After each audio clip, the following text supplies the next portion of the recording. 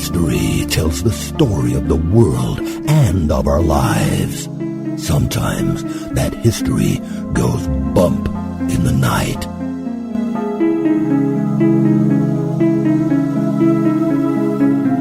Broadcasting from the center of oddity and the supernatural in Central Florida, it's the History Goes Bump podcast.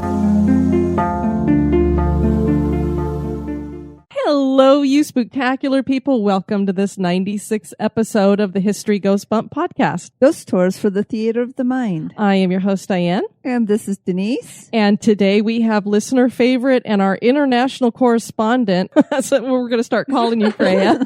Freya Porter is joining us. How are you, Freya? I'm really good. I'm good. This was a suggestion by Freya, and she also did pretty much all the research on it, and it's a location that she's very familiar with. So was this a suggestion by Freya or by her grandma? This was actually a suggestion by me because my bumper passed away earlier this year. Okay. And he really loved the location. He actually wanted to be a tour guide for it, but by the time it reopened, he was too sick to do any tours for it. That's what my mum said about it. So yeah. Oh, very cool. So we're doing this in honor of you call him Bampa? Yeah, Bampa. Okay, so this is in honor of Freya's Bampa then. And that location is Oystermouth Castle. Everybody's going, what are they talking about? Well, this is located in a city where you grew up. Is that correct? Or I guess a town is what they would call it? It's a weird place because it's a village. It's basically a village with a high street. It's right next to Swansea City, and it's in the Swansea area. But the place where it is pretty much a village. Now, is this pronounced Mumbles? Mumbles, yes. It is English. You gotta love saying that. I'm from the village of Mumbles. Did you just mumble or? Well, tell us a little bit about Mumbles. It's gorgeous. It's a beautiful, it's a tiny town / small village / whatever. The Mumbles is basically the Bay Area, and there's a high street on there, like a main road. Apparently, we call it High Street, and Americans call it the main road, Main Street. Okay. So that's what we would call it, High Street. My grandparents, both sets of grandparents, live around Mumbles. So near Mumbles or around Mumbles. And yeah, I grew up here. So all my friends are here and everything. Well, not all my friends. I'm sorry, Australian friends. Yeah, they're all going, what about us? Yeah, you go back there for holiday and you forget about us. Yeah. Now, Mumbles is called a headland. Can you kind of explain what a headland is? As basically, in Wales, we're basically, most of it is coastline. And then there's bits in the middle. And one of the headlands is basically where the 2 points meet. Okay. where the coastline literally comes to a head. So at the head of the coastline, there's the lighthouse. So the Swansea Bay comes to a head at the lighthouse, and then it goes round to Three Cliffs and all of that. Oh, wow. It sounds absolutely gorgeous. It is gorgeous. It is the most beautiful. We actually went for a drive today and saw this gorgeous sea and common, and it's amazing. It's gorgeous. I really love it. Obviously, when I was looking at stuff about it, I saw that it had Mumbles Railway had been there at one time, and it was considered the oldest passenger railway in the world at the end of the 1800s, which for a small village, that's pretty big. Yeah, it is. It actually we have a train that isn't, as far as I remember, it isn't really a train. It kind of runs in the summer. It's a train on tires, and it takes people, up and down the coastline. It's really nice. My little cousin loves it. He's 4. That's interesting. A train on wheels. Huh. Yeah, it's like a train. It looks like a train, but it's on tires. Sure. So it's fat tires. It's cute. Very cool. We'd like to direct you to our website. Everything you could possibly want to know about the show, you can find at historygoesbump.com. And Denise, if anybody wants to send us any feedback, where can they do that? They can do that at historygoesbump@gmail.com. And we want to welcome to the spooktacular crew, Angie. Hey, Angie. And Rhonda. Hi, Rhonda. And Amanda commented over at the History Goes Bump fan page, I love your podcast. I started listening to it about 2 months ago and I can't get enough. I listen to it while I'm at work and it makes the day go by with ease. I love it all and telling my coworkers about the oddities in history. Thank you kindly for what you two do. You're both joyfully hilarious. Well, thank you so much for that, Amanda. We appreciate that. And then we got a couple of 5-star reviews over at iTunes. Granny Square writes, I recently found History Goes Bump. I'm hooked, interesting, and fun. Thanks for that, Granny. And Spooky and Awesome from Astra Stars, one of my favorite podcasts. These ladies are pleasant to listen to and have great stories. For example, the Magnolia Hotel in Seguin was a fave. Lived there and never knew that one. Would love to hear more stories on San Antonio hauntings. Keep up the wonderful work. Well, Astra, we did do an episode a few podcasts back, probably about 10 episodes ago, which featured the Emily Morgan Hotel, which is actually in San Antonio as well. Just right around where you'll find the Alamo. In the middle of this village is Oystermouth Castle. Should we all go visit the castle? Absolutely.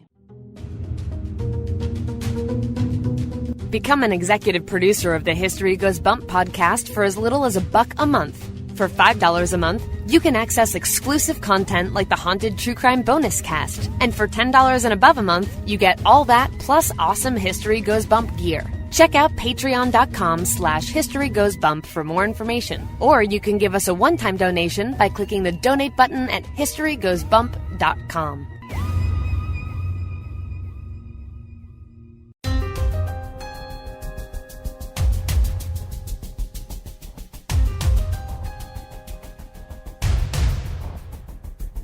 History is full of oddities, curiosities, mysteries, and the truly bizarre. Welcome to this moment in Oddity.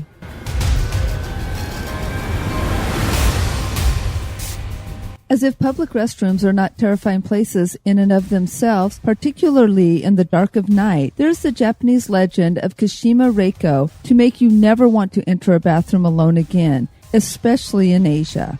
Kashima Reiko was a young girl who was attacked by a group of men in a public restroom. They beat her so badly that she was left to die in the bathroom. Kashima had a strong spirit and she did not want to die, so she pulled herself along the ground and made her way out of the bathroom. She screamed for help as best as she could, but no one came. She continued to pull herself along the ground until she came to the Meishin Expressway. Unfortunately, she collapsed on the train tracks and passed out, probably from the loss of blood. When she heard the train coming, it was too late for her to move, and the train ran her over, cutting her in half at the waist and killing her. This caused Kashima to become a vengeful ghost. She also wanted to know where her legs were. Her choice of spot to haunt is the bathroom. It could be any bathroom according to some tellings of the legend, even your own bathroom.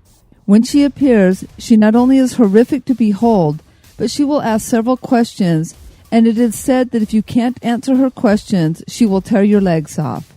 Her favorite question is to ask where her legs are, and the best way to respond to her is to reply, on the Meishin Expressway. If she asks, who told you that, you should reply, Kashima Reiko told me. Then she will leave you alone and crawl away. Kashima Reiko is one creepy and odd legend. You're not afraid of a little ghost, are you?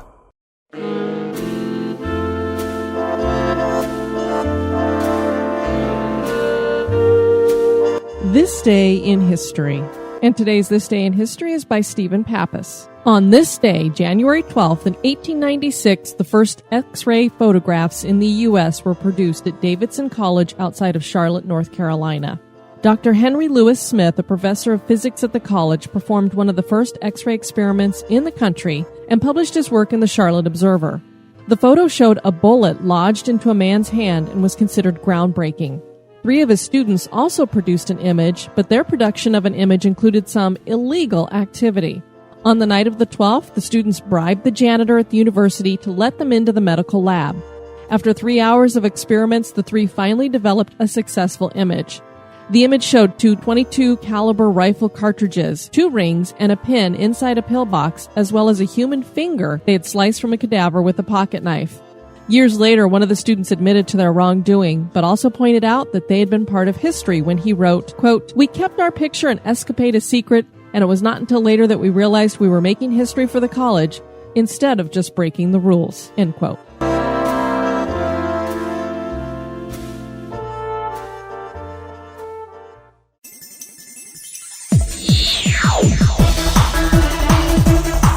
You're listening to History Goes Bump. Now, you've been there, correct, Freya?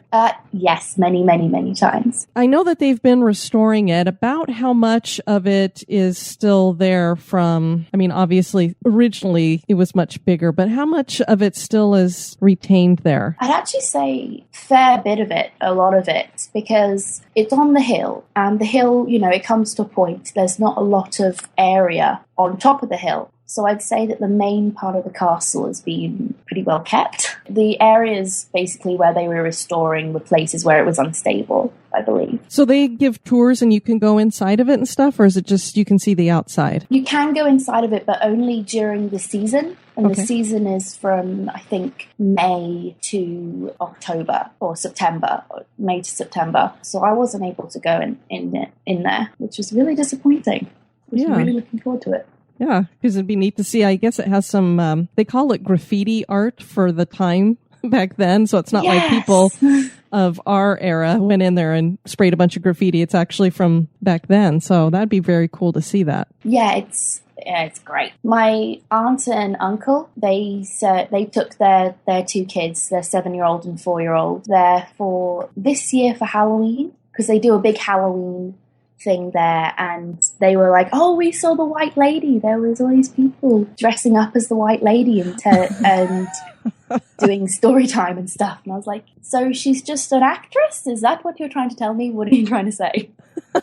For a minute there, I was like, oh, how cool. They saw the White Lady. I know. It's like, wow. She came out for the party, I guess. No.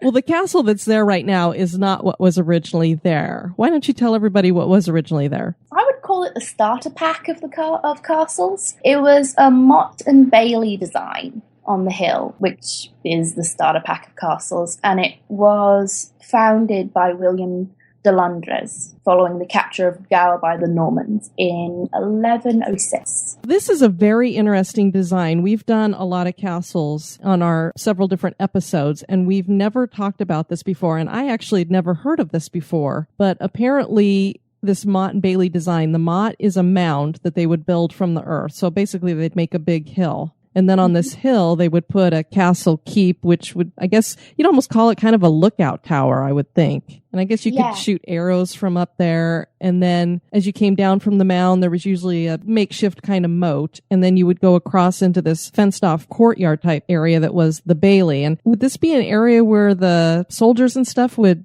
sleep and eat and do all that good stuff? I believe so. I'm actually not too familiar with this either. All I know is like the basics of its design and stuff. But it seems like it's a pretty popular kind of defense, I guess, castle in Wales. You can actually see in the Gower, you can see places where it's completely flat, like it's basically swampland, completely flat, and there's a huge hill jutting out of the middle, and it looks so weird. It looks so weird, but I'm pretty sure that was either used as a castle, part of this design, or it should have been, because it looks like the picturesque version of what that would be. Yeah, apparently these were supposed to be easy to build and cheap because they would basically make them out of wood. But still, to build a huge mound like that would take a lot of effort. And then to get it up on top of it and build something up on top. I don't know how easy I would exactly say that is. And to make it stable enough to support a structure, too. Exactly. Yeah, because we flood. I don't know if you know, but right now,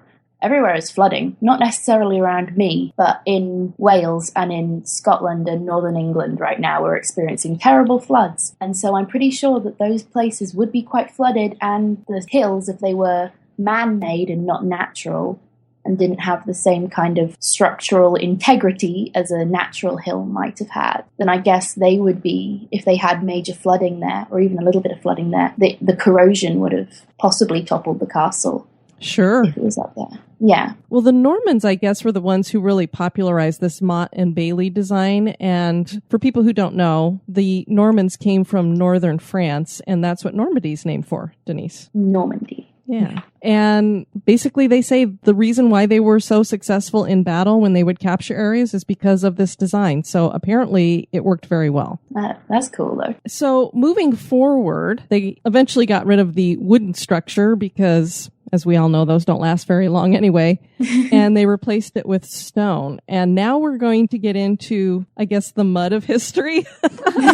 The Welsh and the Normans did not get along. No, this is a typical Welsh reaction to anything. Rebel completely. Yeah. I mean, Freya sent me the battles that went around this castle and going back and forth of who had power of it. And I went, oh my gosh, all these names and all these battles. But we're going to share them with everybody because it's an interesting piece of history. And there's a lot of people who are interested in this particular kind of history, these ancient battles and things. Absolutely. And we have Freya here to pronounce all the names. So No.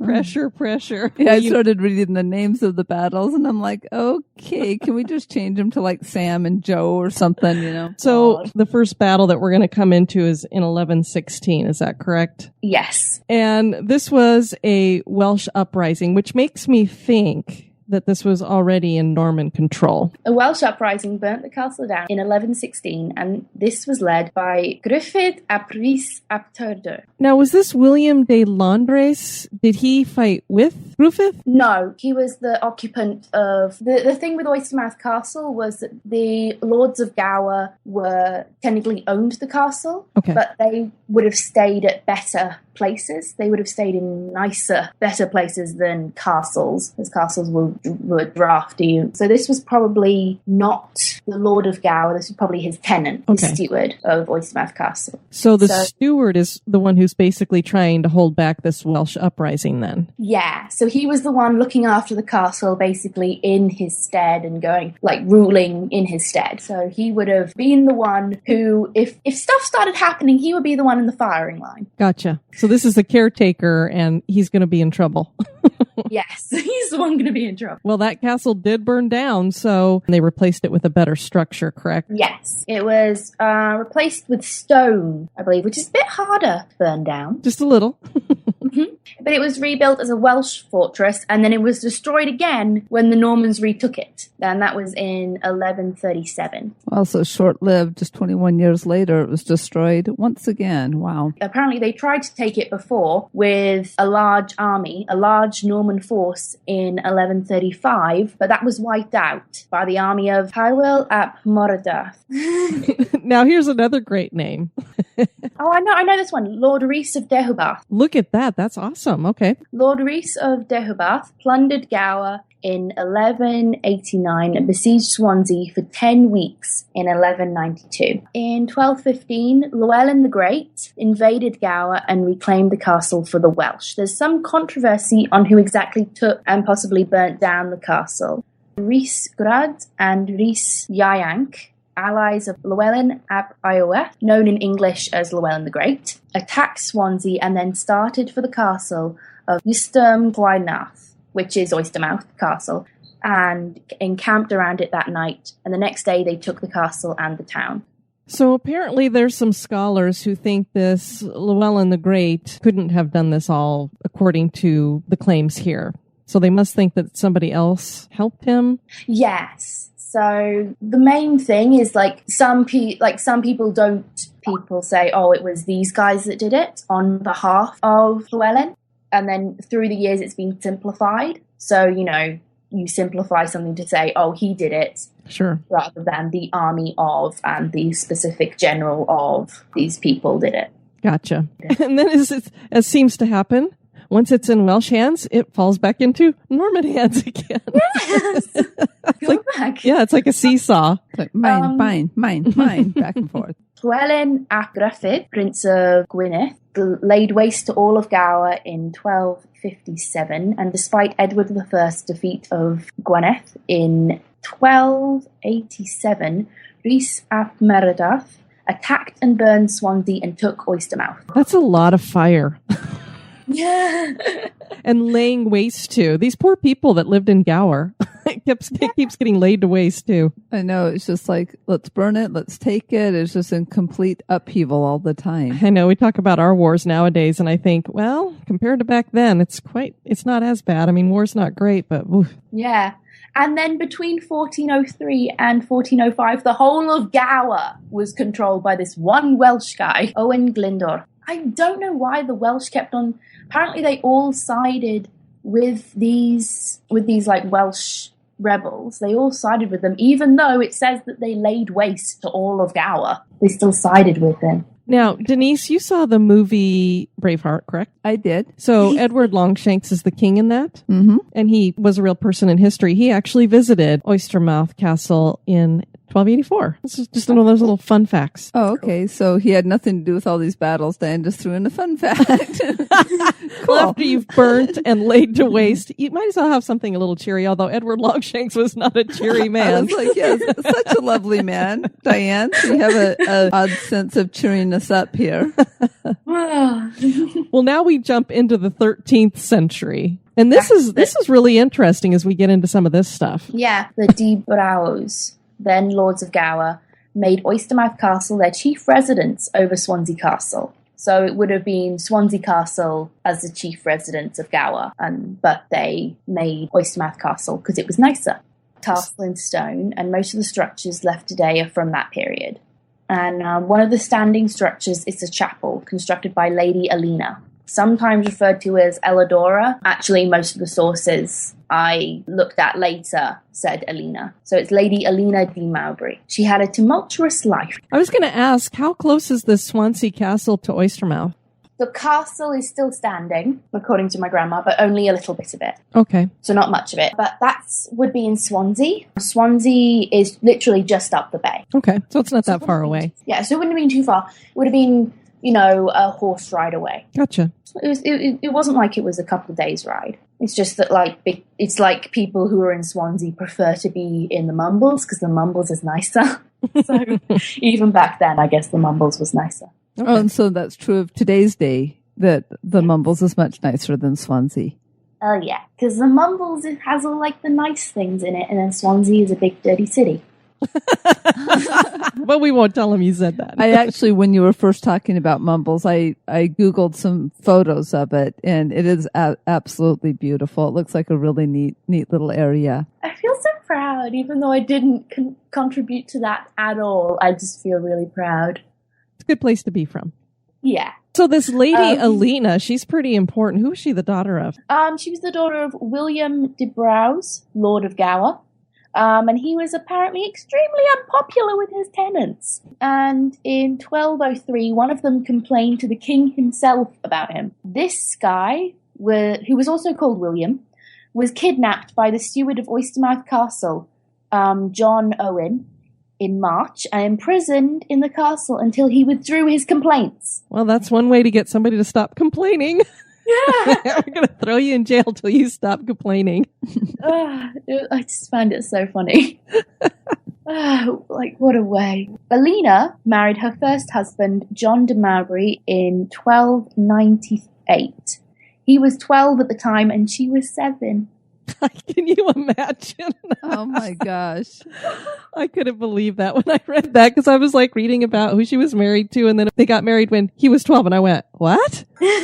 And then I thought, well, they did those arranged marriages back then, but It seems a little early. I could see you saying, normally they'd wait, wouldn't they? I would think it's okay, you're going to marry this person, but let's wait till you're at least a teenager. Yeah, that's the normal thing. I don't know. Oh, these people were strange. Mm-hmm. John de Mowbray is named as a Yorkist in the War of the Roses, which was not a good thing to be, because after her husband's execution for that fact, Alina fled by boat from Gower to Devon, but she was captured and imprisoned in the Tower of London. Yeah, that's a place you don't want to be imprisoned. No, you Definitely. don't. She survived it, and on her release, she obtained confirmation of ownership of Gower for herself and her heirs from the king, King Edward III, and was Lady of Gower in Oystermouth Castle until her second husband, Richard de Penshaw, who she met while the two were prisoners in the Tower of London. Aww. And then she died in 1331. A jail romance. Basically, Yes. That's what it was.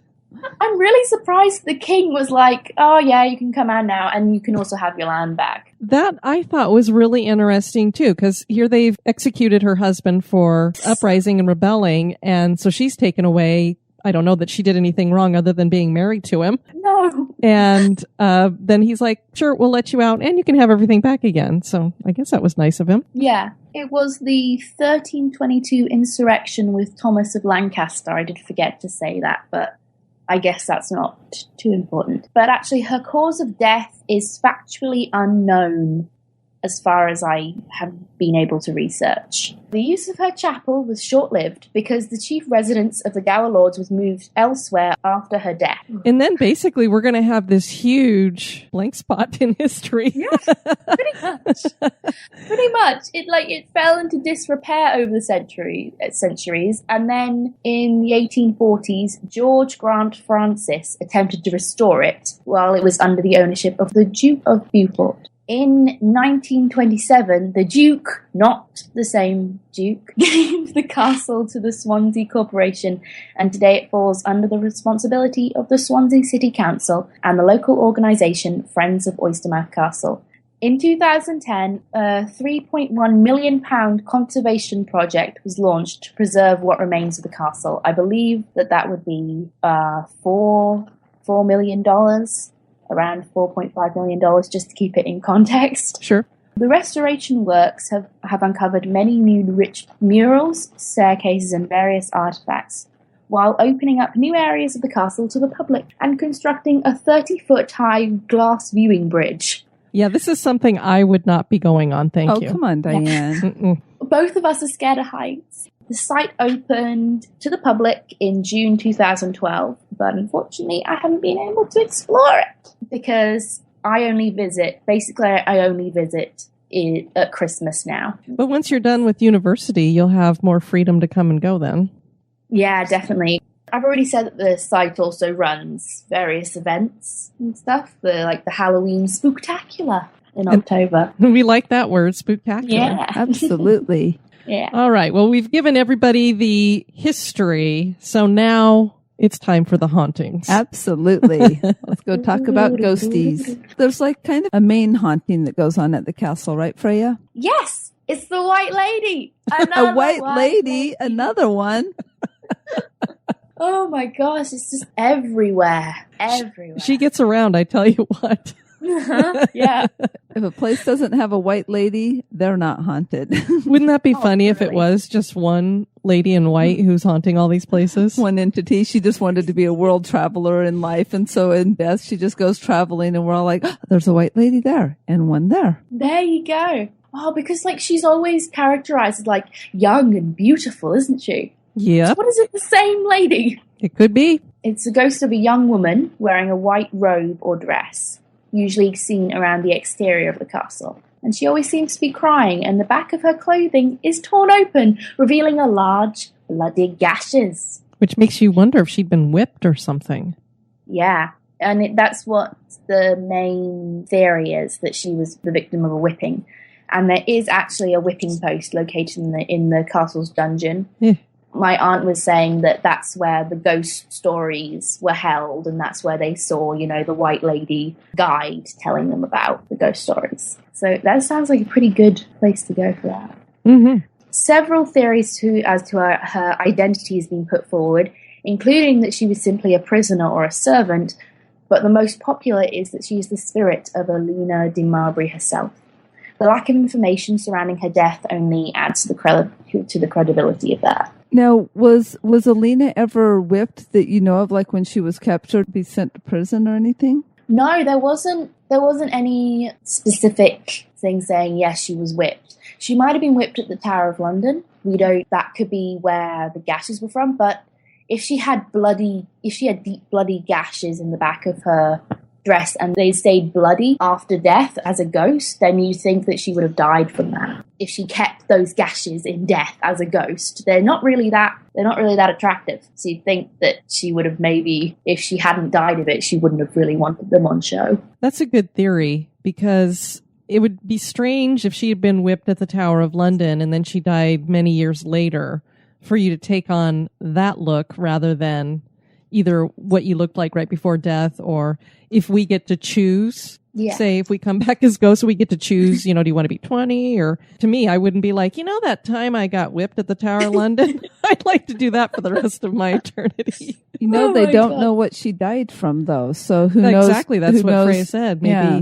So who knows if maybe not at the Tower of London, but maybe later in life something happened. You know? That would be weird, though. And that would mean that, like, her husband would have had to order it. I was just about to say, I wonder if her husband was a jerk. Maybe it was a prison romance, but you don't want to go with the bad boys necessarily. No. Yeah, damn it, Alina. Look at us, we're making up we just made our whole thing. It's like we have our own series going now. Actually, if you guys were ghosts, I know that Denise wants to be a tie-dye ghost. Would you come back as a tie-dye ghost? I don't know. I don't know that I would be a lady in white, unless it was a lady in my dobok. Oh, a lady in lavender. Lavender would be cool. I could come back as a purple ghost. Oh. That would be kind of awesome, actually, with the light around and like reflecting the purple. Yeah, so I think I'd be a lady in lavender or purple. I'll look out for that when you two are gone, because you're ancient. When you guys are gone. Freya, for some reason you're not coming through. What happened? There's so much static. We just lost Freya. That's why she didn't say those things across the pond. When she comes to America, we'll get even. From the Explore Gower website, we do have a story. A man letting his dog off its lead to have a run around the castle's spacious grounds was surprised to see his pet suddenly race toward him from behind a tree in obvious terror.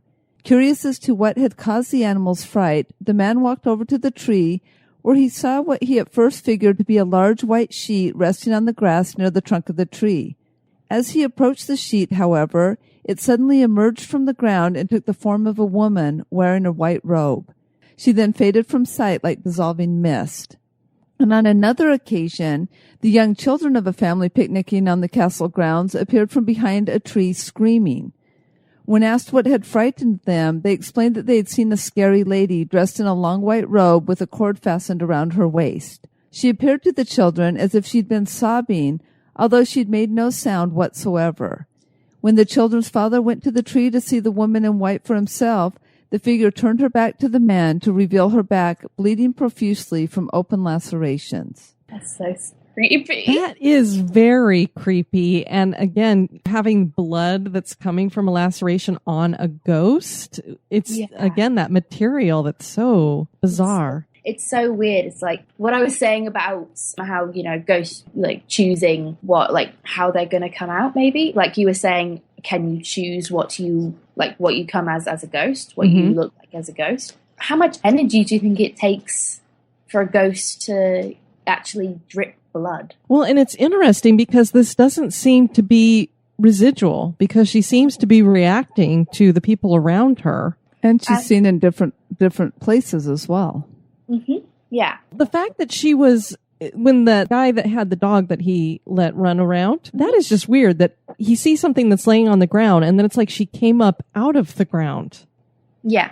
I think I know about where they're talking about. There's kind of trees surrounding the grounds. So like the castle grounds, there's trees surrounding it and there's dotted trees in there. And I'm picturing in my head where he could have been.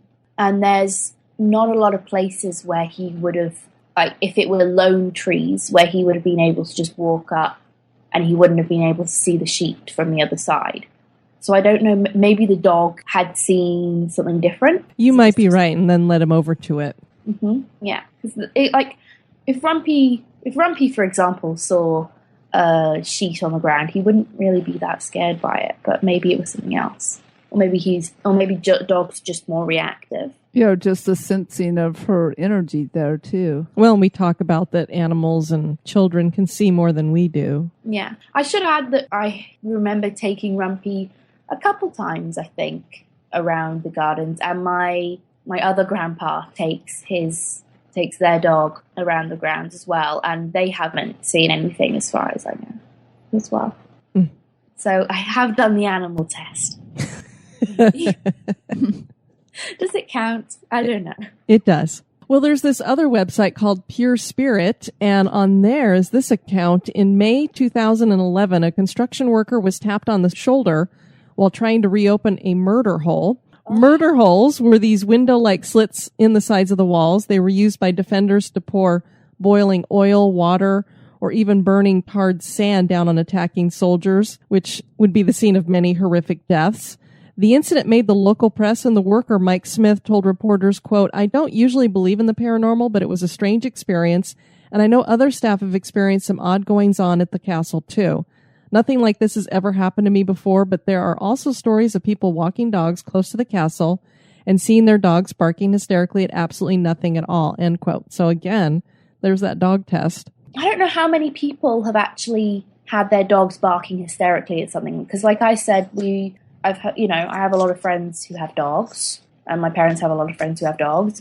I have dogs, and I've never had that experience. I've only seen it once, but maybe it's this. Maybe it's the thing where if you're aware of it, it won't happen or something like that. It makes you wonder why this guy got tapped on the shoulder since he was opening up one of those slits where they were like, "Hey, move out of the way, buddy. I'm going to pour this hot boiling oil down the wall." Maybe. Oh my gosh! If they did that, would that have been a time slip? Do you think? If they were like, "Hey, buddy, tap you on the shoulder. I'm going to pour this oil." That's what I would say.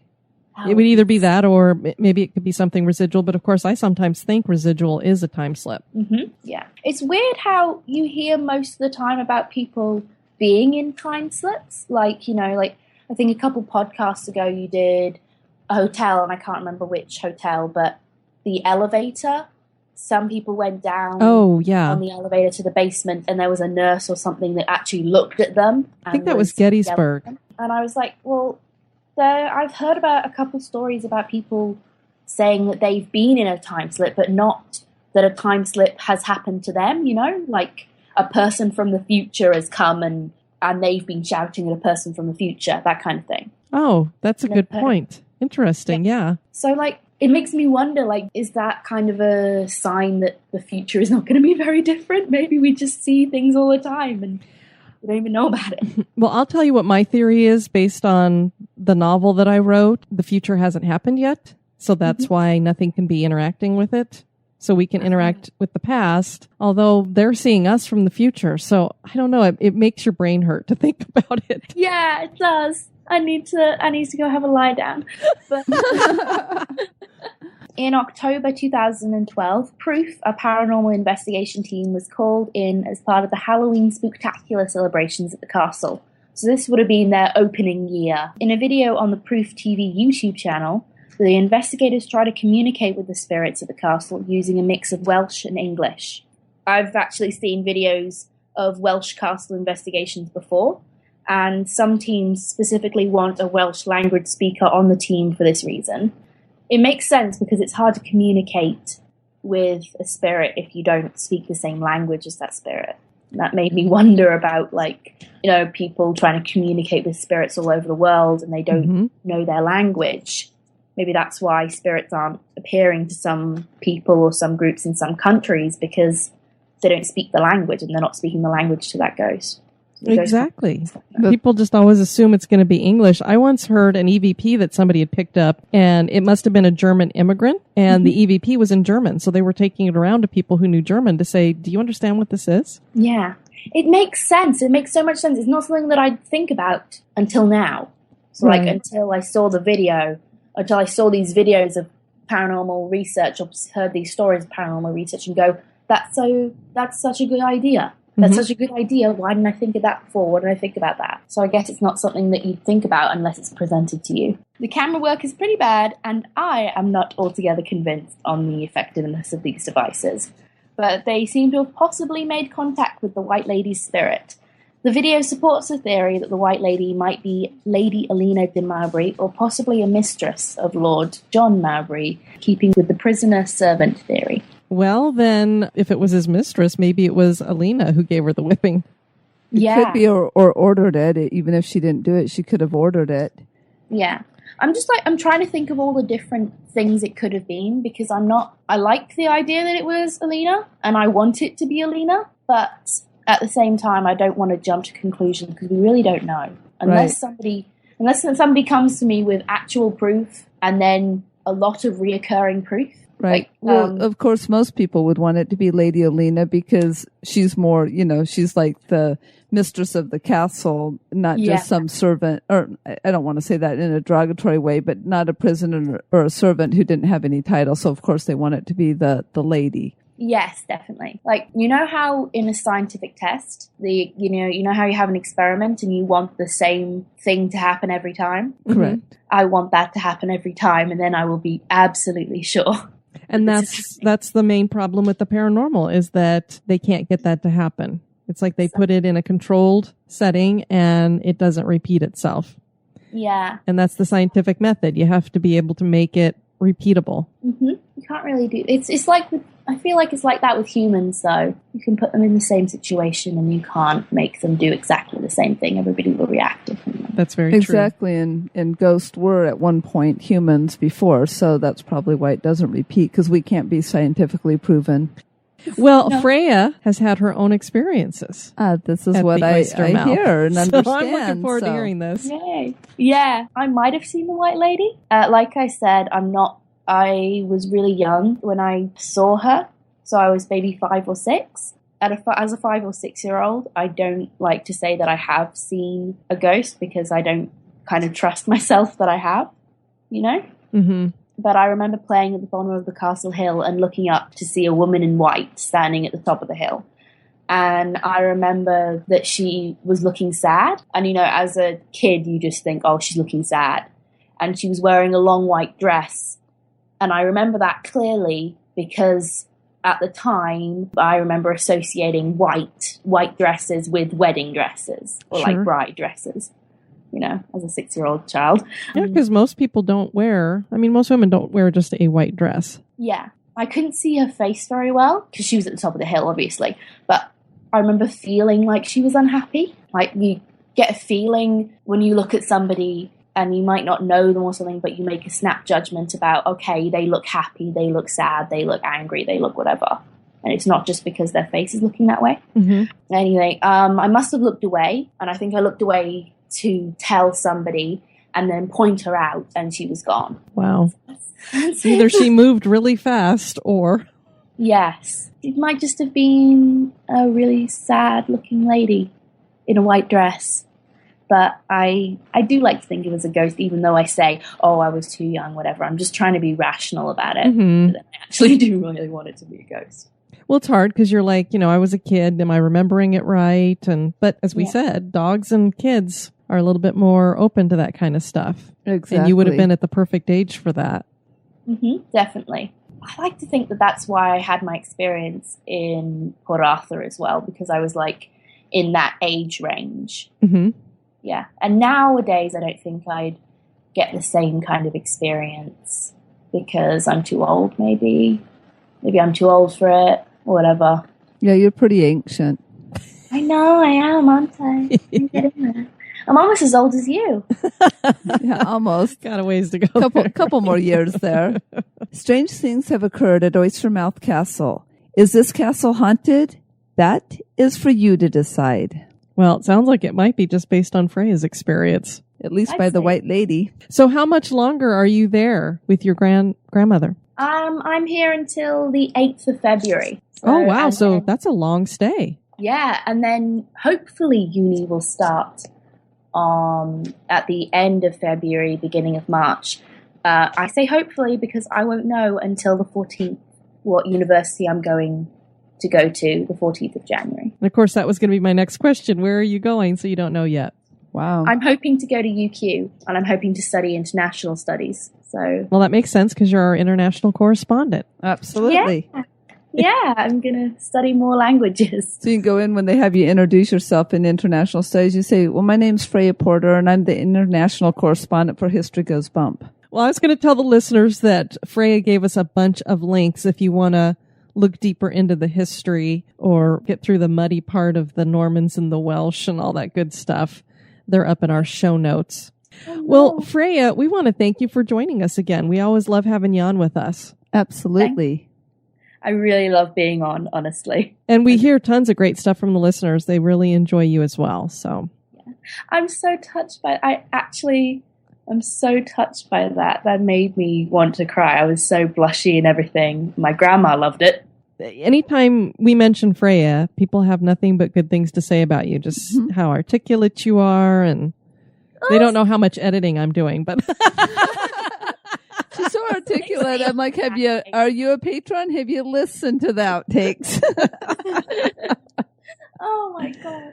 At least only the people who are like executive producers know how much I fail. Well, of course, they know how bad we fail too. We sound very sharp when the actual podcast comes out. That's true. How much everybody? I don't think we've had a guest on that we haven't had bloopers for. No. Grazie per avermi. There was her Italian. Thank you for having me. All the Italian people are just cringing right now. We want to thank you for tuning in for this episode. I have been your host, Diane. And this has been Denise. And this has been Freya. You take care. Bye-bye. Executive producers of this episode have been Dave and Ann, Melissa, Levi, Nicole, Jade, Sharon, Cricket, April, Katie, Stephen, Heather, Amy, Tanya, Leanna, Laura, Seth, Tracy, Josh, Barbara, Ashley Griffin, David, Wendy, Roger, Jenny Lee, Dan, Janice, John, Liz, Lana John, Stuart, Kelsey, Laura, Homeworks, and our new executive producer is Diane Moores, who is also a new part of the research crew. Thank you. Societies rise and societies fall. When the time comes, one society steps forward to build a better future. The Wicked Library, Kettle Whistle Radio, Night Story Podcast, Prog Watch, Red Horse Radio, The Lift, History Goes Bump. Listen, the M Writing Podcast. Society 13. Rebuilding society, one podcast at a time.